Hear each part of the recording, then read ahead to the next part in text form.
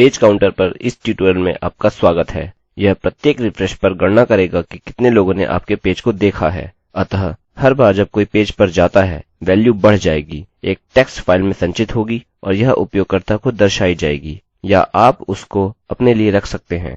यह आपकी इच्छा है यदि आप दर्शाना चाहते हैं। कृपया ध्यान दें, यह इसको करने का बहुत ही सरल तरीका है। यह विशिष्ट विजिटर्स नहीं गिनता। मैं विशिष्ट विजिटर्स ट्यूटोरियल शीघ्र ही बनाऊंगा। जब आप इसको देख रहे होंगे संभवतः तब वह उपलब्ध होगा, अतः उसको देखिए। वह अधिक विशिष्ट होगा। वह आईपी एड्रेसेस का वर्णन करता है। हालांकि अभी के लिए यह एक बुनियादी काउंटर ट्यूटोरियल है और यह डेटाबेस स्टोरेज की अपेक्षा फाइल स्टोरेज इस्तेमाल करता है। ठीक है, तो पहला कार्य हमें करना है कि एक फाइल बनाएं जिसमें अपनी वैल्यू रखें। इसको करने के दो तरीके हैं, या तो राइट क्लिक करें और या नया टेक्स्ट डॉक्यूमेंट बनाएं, या मैं आपको दिखाऊंगा कि खोलने के लिए फाइल कैसे बनाएं, जो कि फंक्शन fopen है, और हम इसको फाइल वेरिएबल में रखेंगे, किंतु यह अनिवार्य नहीं है। और हम लिखेंगे count.php और इसके लिए एक अन्य पैरामीटर, चाहे आप लिखने के लिए, पढ़ने के लिए या इसको जोड़ने के लिए, उदाहरणस्वरूप। अतः चलिए मैं लिखने के लिए बोलूँगा। ठीक है, अब मैं fwrite लिखूंगा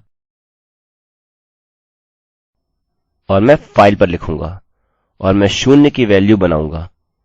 अतः अब हम अपना पेज खोलेंगे और रिफ्रेश करेंगे। हमारे पास counter.php है। इस पर क्लिक करिए और जब हम वापस जाते हैं, देखिए यदि आपको count.php मिला है तो .txt।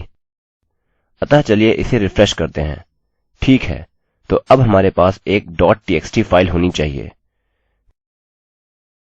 चलिए मैं इस count.php को निकाल देता हूँ। अब हमने यह कर लिया है और हमें सचमुच में इस कोड की आवश्यकता नहीं है। अतः मैं इस भाग को डिलीट कर देता हूँ, किंतु मैं इसे रखूँगा और अब मैं कहूँगा कि मैं फाइल से पढ़ना चाहता हूँ। यह आप हाथ से भी टाइप कर सकते हैं। आपको केवल पढ़ने के बजाय लिखने के लिए एक फाइल बनानी होगी। अतः हमें हमारी फाइल मिल गई और उसमें हमें 0 की हमारी वैल्यू मिल गई है। अतः चलिए इसको खोलते हैं और देखते हैं। हाँ, हमें count.txt 0 के साथ मिल गया है, जो कि इसको पढ़ेगा और इसको उसमें डालेगा। अतः अब मुझे फाइल के कंटेंट्स प्राप्त करने की आवश्यकता है। अतः fopen के स्थान पर मैं फाइल गेट कंटेंट्स लिखूंगा। अतः मैं फाइल गेट कंटेंट्स टाइप करूंगा और यह count.txt के कंटेंट्स को लाएगा। ठीक है, फिर मैं एको लिखूंगा और मैं वेरिएबल इस्तेमाल करूंगा और मैं एको फाइल लिखूंगा। अब यह क्या करेगा कि यह फाइल गेट कंटेंट्स कहेगा और हमारी टेक्स्ट फाइल के कंटेंट को हमारे काउंट वेरिएबल के साथ यहाँ ले आएगा और यह फाइल के कंटेंट्स को एको करने को कहेगा। अतः चलिए अपने पेज पर वापस जाते हैं और हम रिफ्रेश करेंगे। काउंटर पर क्लिक करिए और अभी हमें 0 मिला। रिफ्रेश करते हैं, यह अभी भी 0 है जैसा यहाँ दिख रहा है। यदि मैं इसे हेलो में बदलता हूँ और पुनः मैं अपने पेज पर गया और रिफ्रेश किया, इसके पास हेलो वैल्यू होगी। अतः इस समय फाइल में जो कुछ भी है हम केवल उसे एको कर रहे हैं और अभी यह 0 है, पूर्णांक 0। अब इसे एको करने के लिए मैं you have had file visitors लिखूंगा। अतः यह हमें कुछ इस प्रकार देगा। अब मैं क्या करूंगा कि मैं visitors नामक एक नया वेरिएबल बनाऊंगा और मैं लिखूंगा equal to file। मैं इसको अधिक प्रभावशाली और साथ ही पढ़ने में अधिक सरल बनाने के लिए यहाँ ऊपर रखूंगा और मैं लिखूंगा visitors, और हम बोल सकते हैं कि यह क्या होने जा रहा है। और फिर हम क्या लिखेंगे कि visitors visit us new equals this visitors plus 1। अतः यह हमारी नई वैल्यू होगी। फिर मैं आगे बढ़ता हूँ और लिखता हूँ फाइल न्यू। अतः मैं एक नई फाइल बना रहा हूँ। मैं इसको count.txt की तरह खोलूंगा क्योंकि यह वही है, और अब मैं इस फाइल पर लिखने के लिए बोलूंगा।